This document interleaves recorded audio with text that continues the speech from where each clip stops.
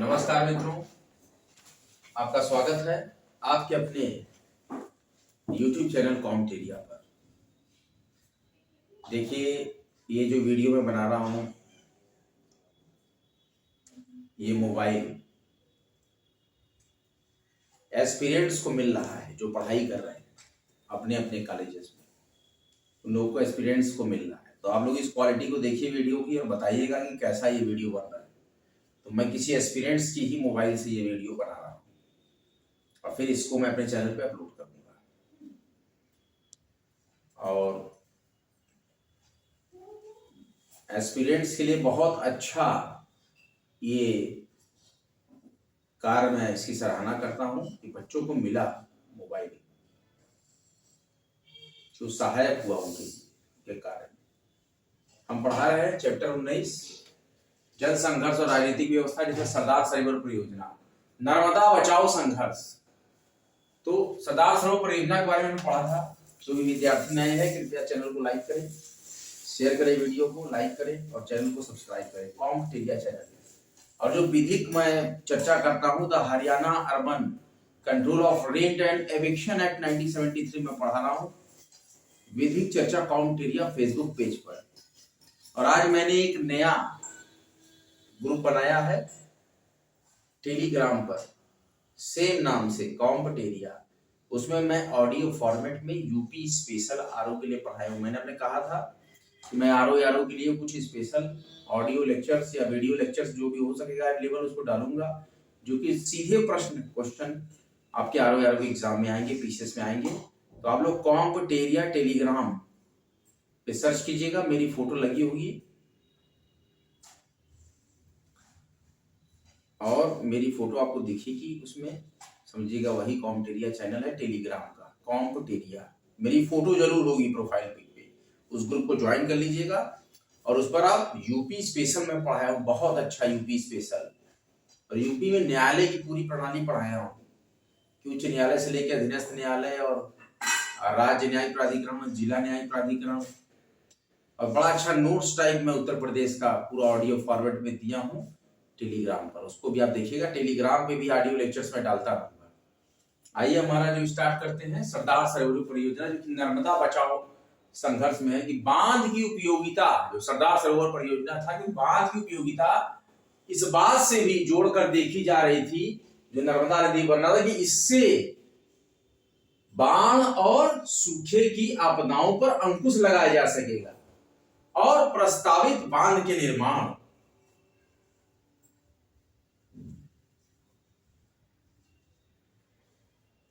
से संबंधित राज्यों के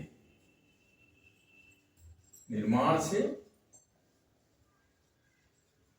संबंधित राज्यों की। कितना अच्छा देखिए, ये मोबाइल से वीडियो बन रहा है। ये जो मोबाइल मिल रहा है मुफ्त में, ये आखिरी वर्ष के बच्चों को मिल रहा है। BEd last semester, LLB last semester, LLM last semester, ITI last semester वालों को टैबलेट, बीएड वालों को, बीए वालों को, बीकॉम, बीएससी, एमए वालों को स्मार्टफोन। तो स्मार्टफोन से वीडियो में बनवा, तो इसलिए बहुत अच्छा। तो 10,999 रुपए का मोबाइल, ये इस पे प्रिंट पे लिखा है। तो मान के चलिए कि 9,000, 9,500 का, ये कितना भी डिस्काउंट कोई करके देगा उतने का मिलता है। ये आपको मुफ्त में मिल गया आपके कॉलेज से, यूनिवर्सिटी से। तो ये बहुत अच्छा सहायक हुआ स्टूडेंट्स के लिए, कॉम्पिटिटर्स के लिए।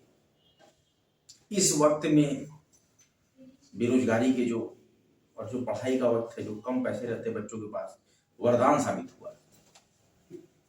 इस शिक्षा के क्षेत्र में एक क्रांति है, एक वरदान है।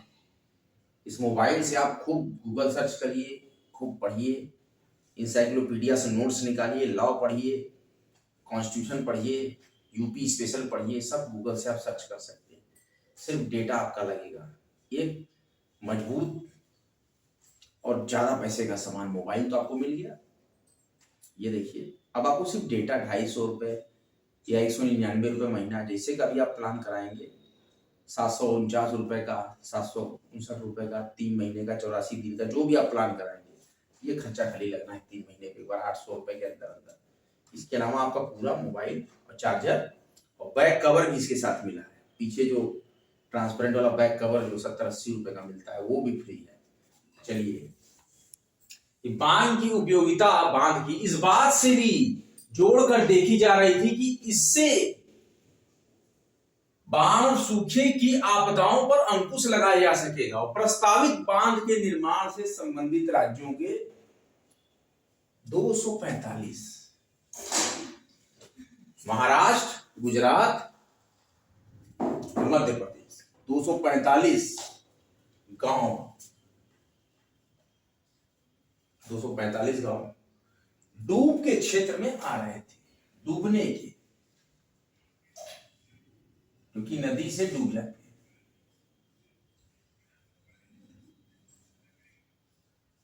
किससे आ रहे थे? डूब के क्षेत्र में आ रहे। अतः प्रभावित, अतः मतलब इसलिए, अतः प्रभावित गांवों के करीब, अतः प्रभावित गांवों के करीब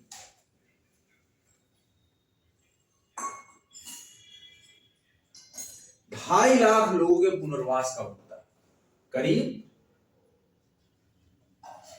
2.5 को क्या बोलते हैं? 2.5, तो 2.5 लाख लोगों के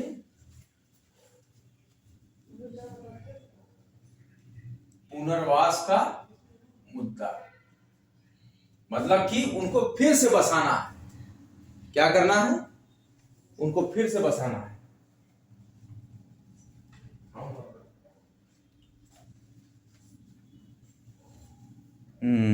वीडियो तो अच्छा बन रहा है इसमें, तो उनको फिर से बसाना है। तो 2.5 लाख लोगों के पुनर्वास का मुद्दा, सबसे पहले पुनर्वास का मतलब फिर से उनको आवास प्रदान करना। अगर वो प्रभावित हो रहे हैं तो उनका पुनर्वासन जरूरी है, फिर से उनको झुग्गी झोपड़ी घर उस तरह से प्रोवाइड कराया जाए, इसको पुनर्वास बोलते हैं। तो पुनर्वास का मुद्दा सबसे पहले स्थानीय कार्यकर्ताओं ने उठाया।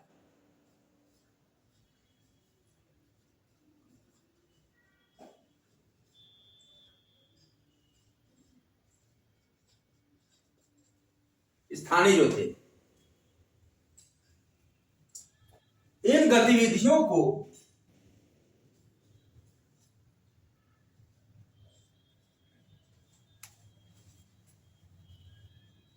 जब कोई बड़ी परियोजना बनती है तो स्थानीय नागरिकों का विरोध जायज है कि नदी को आप बांधते हैं, परियोजना बनाते हैं, आसपास के लोगों को हटाते हैं, पुनर्वासित करते हैं, तो उनको दिक्कत होती है, इसलिए वो विरोध करते हैं। भला होना भी चाहिए, मैं पूरा सपोर्ट नहीं करता कि एकदम से उजाड़ दो। देखिए, हमेशा फोकस कीजिए, रीस्टार्ट कीजिए। असफलताओं के समुद्र में सफलताओं की एक बूंद, ऐसा प्रयास आपका होना चाहिए। बूंद बूंद से सागर भरता है, असफलताओं की बूंद बूंद से एक सफलता का सागर तैयार करिए। फेल का मतलब ही है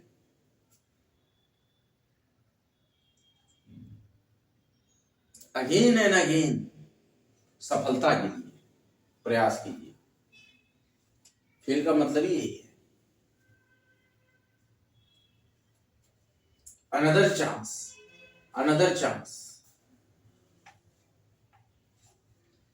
forget another, IEL का और फॉर्म है, मैं भूल गया हूं। तो इसी तरह से फेल का मतलब कि फिर से प्रयास करने के लिए उत्साहित होना, यही है फेल। तो फेल वाला ही एक बड़ा कीर्तिमान स्थापित करता है। स्थानीय कार्यकर्ताओं ने उठाया और इन गतिविधियों को एक आंदोलन की शक्ल,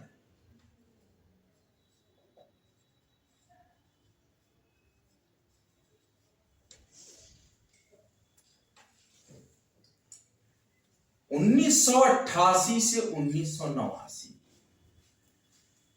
कमेंट बॉक्स में लिखिएगा आपको लेक्चर्स कैसे लगते हैं। काउंटेरिया ने लगभग 2507 लेक्चर्स अभी तक दे दिए हैं, जिसमें से कि मेरे 5 लेक्चर प्राइवेट हैं और 25 से 2 लेक्चर पब्लिक के दौरान मिली।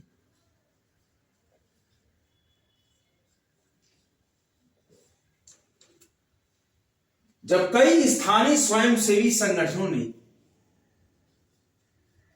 लोकल को बोलते हैं स्थानीय,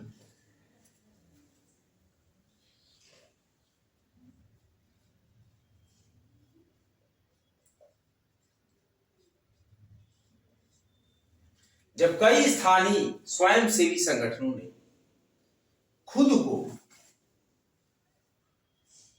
शामिल किया नर्मदा बचाओ, ध्यान दीजिए, खुद को नर्मदा बचाओ आंदोलन, ये सरदार सरोवर बांध जो है ये नर्मदा बचाओ आंदोलन में ही है, ये हेडिंग, क्योंकि इसी नदी पर यह सरदार सरोवर परियोजना बन रही है।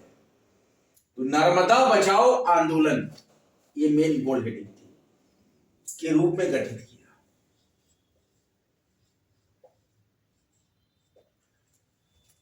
स्वयंसेवी संगठनों ने खुद को नर्मदा बचाओ आंदोलन के रूप में गठित किया।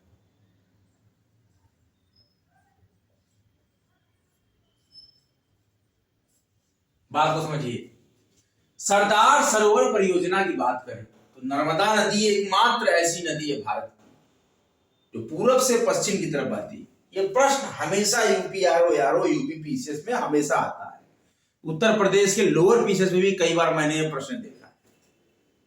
क्योंकि मैं उत्तर प्रदेश का मूल निवासी हूं, इसलिए मैं आपको पर्सनल एक्सपीरियंस से बता रहा हूं कि नर्मदा नदी का यह प्रश्न रट लीजिए।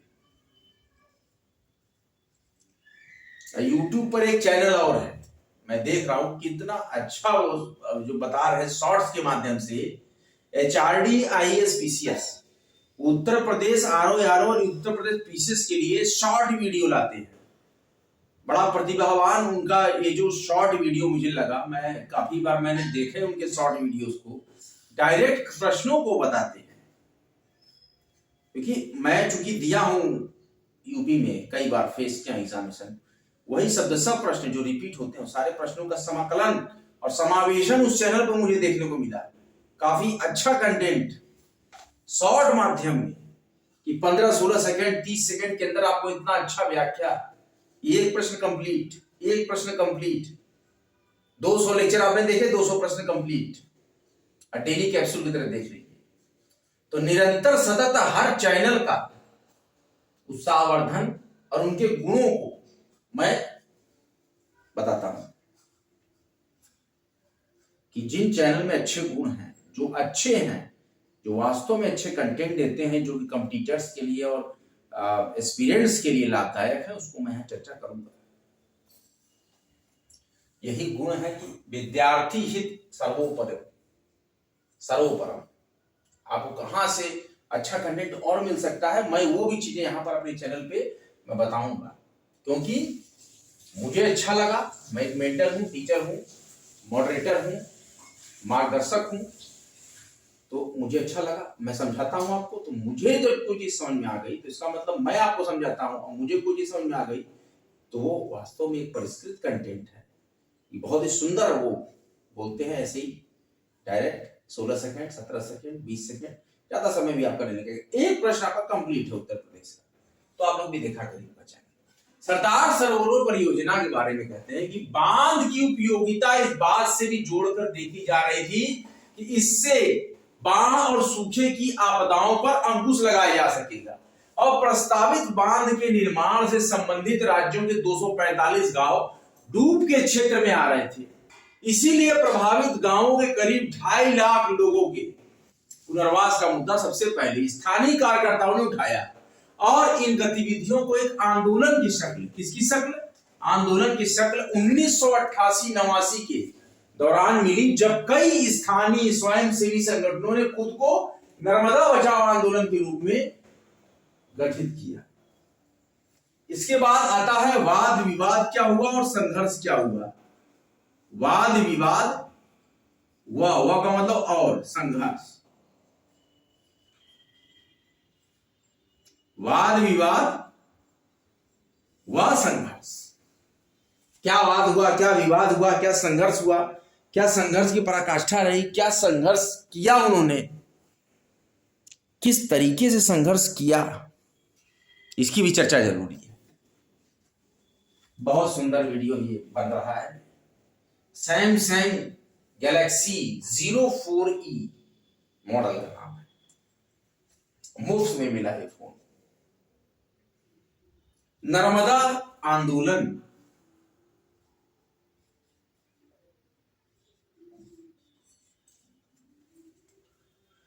अपने गठन की शुरुआत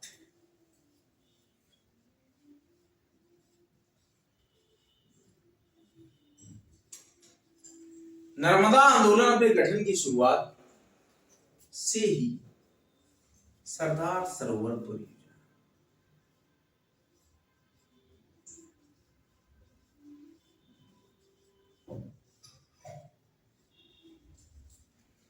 नर्मदा आंदोलन अपने गठन की शुरुआत से ही सरदार सरोवर परियोजना को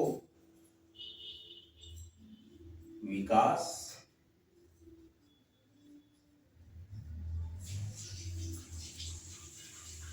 परियोजनाओं के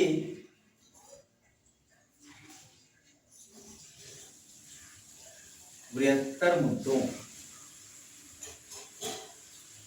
से जोड़कर देखता रहा है।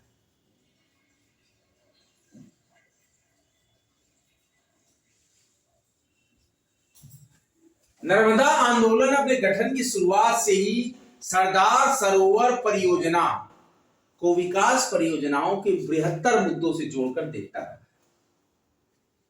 यह आंदोलन विकास के मॉडल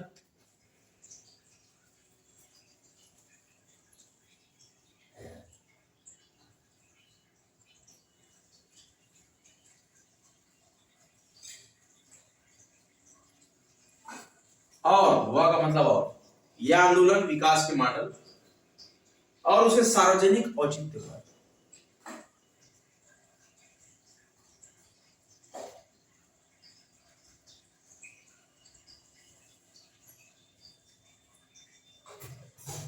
और उसके सार्वजनिक औचित्य पर सवाल उठाता है।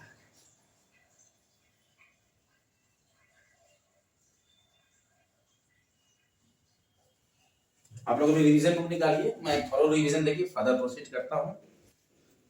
हम पढ़ रहे हैं चैप्टर 19 जन संघर्ष और राजनीतिक व्यवस्था, जिसमें हम पढ़ रहे हैं नर्मदा बचाओ आंदोलन के अंतर्गत सब हेडिंग सरदार सरोवर परियोजना।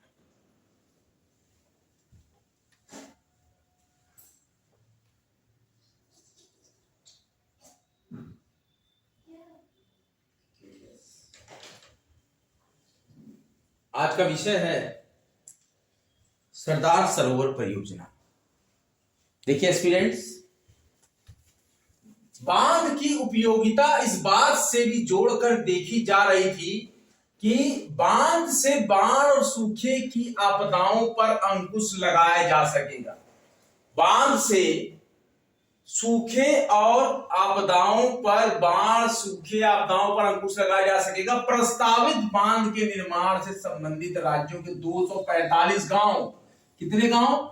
245 गांव डूब के क्षेत्र में आ रहे थे। इसलिए प्रभावित गांवों के करीब 2.5 लाख लोगों के, कितने लोगों के? प्रभावित गांवों के लगभग 2.5 लाख लोगों के पुनर्वास का मुद्दा सबसे पहले स्थानीय कार्यकर्ताओं ने उठाया। किसने? स्थानीय कार्यकर्ताओं ने उठाया। और ऐसी गतिविधियों को एक आंदोलन की शक्ल 1988 से 1989 के दौरान मिली, जब कई स्थानीय स्वयंसेवी संगठनों ने खुद को नर्मदा बचाओ आंदोलन के रूप में गठित किया। इसके बाद वाद विवाद हुआ, संघर्ष हुआ। क्या हुआ कि नर्मदा आंदोलन अपने गठन की शुरुआत से ही सरदार सरोवर परियोजना को विकास परियोजनाओं के बृहत्तर मुद्दों से जोड़कर, बड़े मुद्दों से जोड़कर देखता रहा है। यह आंदोलन विकास के मॉडल और उसके सार्वजनिक औचित्य पर सवाल उठाता रहा है। कुछ जॉब्स की आई है, इंफॉर्मेशन मेरे पास।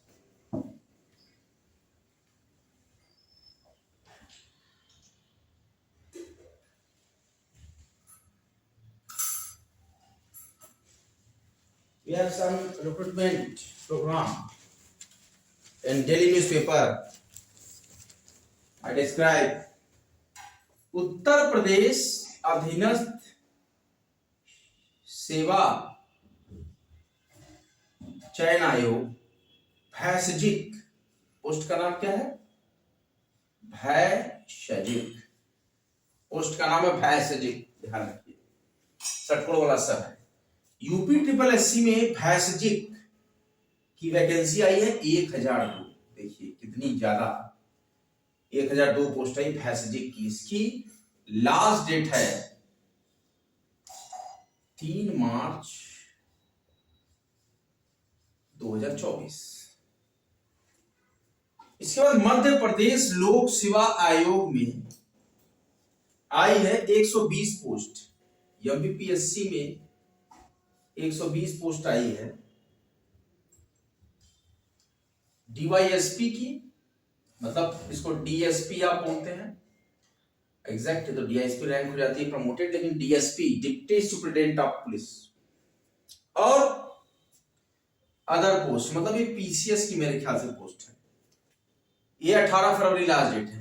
एमपीपीसीएस, इसमें state service examination and state forest service examination, जो विद्यार्थी साइंस से हैं, इकोनॉमिक्स से हैं, फॉरेस्ट्री है, इन्वायरमेंटल साइंस है और एमई है, बीई है, बीटेक है, एमटेक है, वो है ऊपर। एसएफएस के अंतर्गत भी आल्सो एलिजिबल होगी state forest services. Forest services में जो है साइंस स्ट्रीम, बीटेक स्ट्रीम, ये सारा साइंस में आ गया।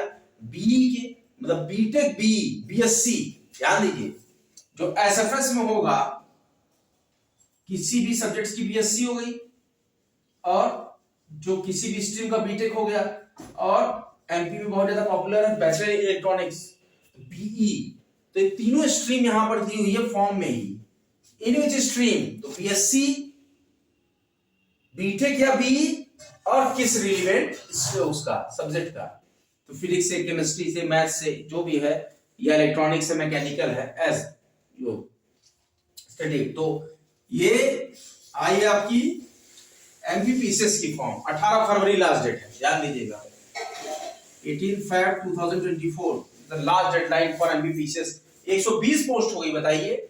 ये पहले जो अर्लियर आई थी 60 पोस्ट पे गैजेट हुई थी एडवर्टाइजमेंट, लेकिन अब यहाँ पे 120 पोस्ट हो गई।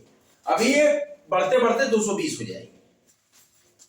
अच्छा आप देखिए, तो अगर और ज्यादा बढ़ी तो 300 भी सीट हो सकती है, 300-400 भी हो सकती है, अगर गवर्नमेंट से आ गया, एमपी गवर्नमेंट से। इंदौर में है यहाँ का लोक सेवा आयोग। अब देखिए, हिंदुस्तान कॉपर लिमिटेड, यहां पर 40 वैकेंट सीट आई है।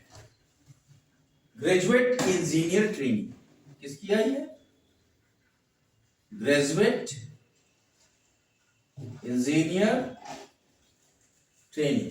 नाउ इसकी डेडलाइन है 19 Feb 2024। इसका एचसीएल का, हिंदुस्तान कॉपर लिमिटेड। अच्छा, ईसीएचएस में हमारे पास यहां वैकेंट है, ईसीएचएस 139 पोस्ट वैकेंसी हमारे पास है। मेडिकल ऑफिसर, डेंटल ऑफिसर, ये देखिए, medical officer and dental officer.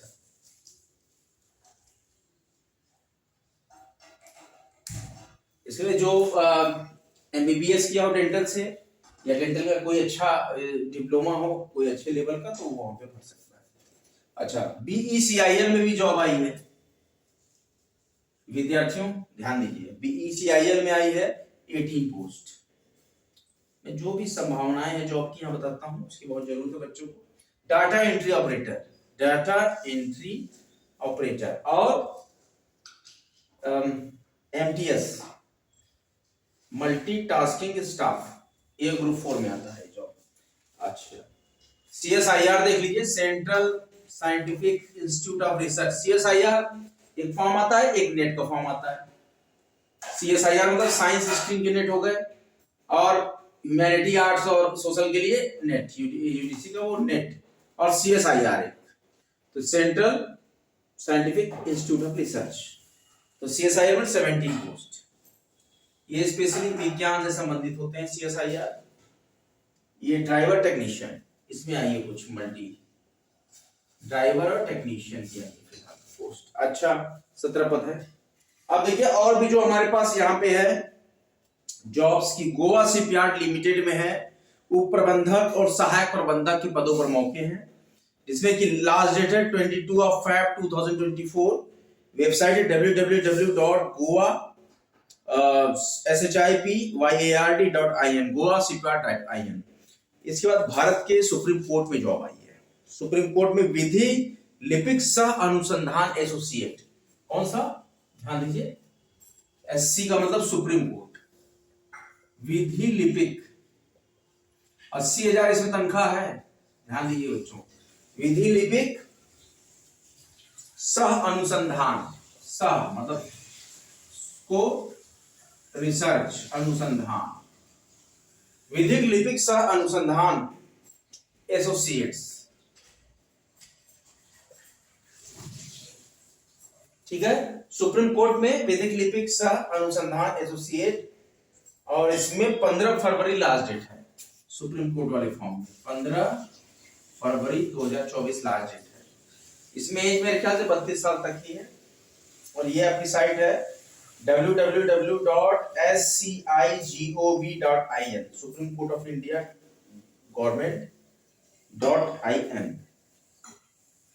ठीक है। www.sci का मतलब supreme court of India, .gov मतलब गवर्नमेंट.in। तो कैसा लगा, अपनी प्रतिक्रिया जरूर दीजिएगा मेरे वीडियो पे। आइए आपको परखते, खुद को परखिए कि भारत के पहले राष्ट्रपति कौन थे। पहला सवाल यहाँ स्थानीय पेपर में, तो देखिए भारत के पहले राष्ट्रपति डॉक्टर राजेंद्र प्रसाद। दूसरा प्रश्न है दुख में सब सुमिरन करे सुख में करे न कोई, यह पंक्ति किसने कही है। ये कही है आपकी कबीरदास ने। और तीसरा प्रश्न यहाँ दिया है स्थानीय समाचार पत्र में कि महाराष्ट्र की राजधानी है तो मुंबई है। अच्छा अगला प्रश्न यहाँ पे है कि निम्नलिखित में से किस व्यक्ति ने एक राष्ट्र एक नेता का नारा दिया। एक राष्ट्र एक नेता का नारा किसने दिया था, हिटलर ने दिया था, ध्यान रखिएगा। किसे विधानसभा का सत्रावसान करने की शक्ति प्राप्त है, तो विधानसभा का सत्रावसान करने की शक्ति राज्यपाल को प्राप्त है, विधानसभा। और भारत में MV गंगा विलास नामक विश्व के सबसे लंबे रिवर क्रूज का शुभारंभ कहां किया गया है, अहमदाबाद, गुरुग्राम, चंडीगढ़ या वाराणसी। देखिए इसका आंसर होगा वाराणसी में। MV गंगा विलास विश्व के सबसे लंबे रिवर क्रूज नदी का क्रूज। अच्छा अब देखिए तुर्की में आए भूकंप से पीड़ित लोगों के बचाव के लिए भारत ने किस मिशन की शुरुआत की, ऑपरेशन कावेरी, ऑपरेशन मित्र, ऑपरेशन दोस्त और ऑपरेशन गंगा। तो ये क्वेश्चन नंबर 7 का आंसर आप कमेंट बॉक्स में कमेंट करेंगे, तब मुझे पता लगेगा कि आपको ये तैयारी कैसे अभी करंट की। तो इसका आंसर मैं आपको बता दूंगा बाद में, पहले ये क्वेश्चन मैं आपको दे रहा हूं। क्वेश्चन है तुर्की में आए भूकंप से पीड़ित लोगों के बचाव के लिए भारत ने किस मिशन की आरंभ की, या हमको सीधे आंसर लिखिएगा कौन सा ऑपरेशन है। बने रहिए जमे रहिए आपके महत्वपूर्ण चैनल पर। MPPCS में 120 पोस्ट हो गई हैं। RO के एडमिट कार्ड आज से ही लाइव है, अभी मैं देखता हूँ अगर डाउनलोड हो रहा होगा तो आप लोग भी डाउनलोड कर लीजिए। इसके बाद UPPCS 17 मार्च को, 3 मार्च को हरियाणा जुडिशियरी सिविल जज जूनियर डिवीजन के एग्जामिनेशन हैं। उसके लिए मैं विधिक चर्चा कॉम्पिटिटिव फेसबुक पेज पर the Haryana urban rate of control of rent and eviction act 1973 and Haryana chapter 11 and also rate of control and eviction act 1976 भी मैं आपको पूरा ये पढ़ा रहा हूं, जिसमें मैंने 1973 का लगभग 80% कवर कर लिया है। आप लोग लाइव सेशन में करता हूं विधिक चर्चा कॉम्पिटिटिव पर, वहां से Haryana rate of control and eviction act पढ़ लीजिए, फिर मैं पंजाब कोड एक्ट पढ़ाऊंगा, इसके बाद IPC CRPC एविडेंस वगैरह जितने भी हैं ये सारे के सारे एक्ट मैं उस पर पढ़ाऊंगा। तो आप लोग फेसबुक पेज विधिक चर्चा कॉम्पिटिटिव पे भी विजिट किया कीजिए। और मैंने टेलीग्राम पे आज एक चैनल बनाया है कॉम्पिटिटिव के नाम से, उस पे मैं यूपी स्पेशल RO एग्जाम के लिए और UPPCS के लिए यूपी स्पेशल में पढ़ा रहा हूँ। उसमें मैंने और भी संविधान के भी कुछ डायरेक्ट जो कि यूपी से संबंधित होते हैं, संवैधानिक पहलू या जीके के पहलू, लेकिन स्पेशली वो उत्तर प्रदेश विशेष होगा। हालांकि वो भारत में किसी भी जीके में काम आ जाए, बट वो उत्तर प्रदेश विशेष का मैं कुछ क्लासेस लूंगा, सेंसस लूंगा, जनगणना लूंगा, इकोनॉमिक्स के कुछ लेक्चर्स ले लूंगा, वो ऑडियो फॉर्मेट में मैं करूंगा टेलीग्राम पे। तो आप लोग प्लीज ये सारी चीज देखें और अपना ज्ञान बढ़ाएं। वीडियो अच्छा लग रहा हो वीडियो को लाइक करें, शेयर करें और कॉम टीरिया चैनल को सब्सक्राइब करें। और मैंने जो क्वेश्चन पूछा है जीके का, करंट का, उसका उत्तर कमेंट बॉक्स में कमेंट कीजिएगा। आज का लेक्चर यहीं तक, अगला लेक्चर लेकर आपके समक्ष जल्द हाजिर होगा। तब तक के लिए जय हिंद, जय Bharat. Study harder and harder and achieve your goal.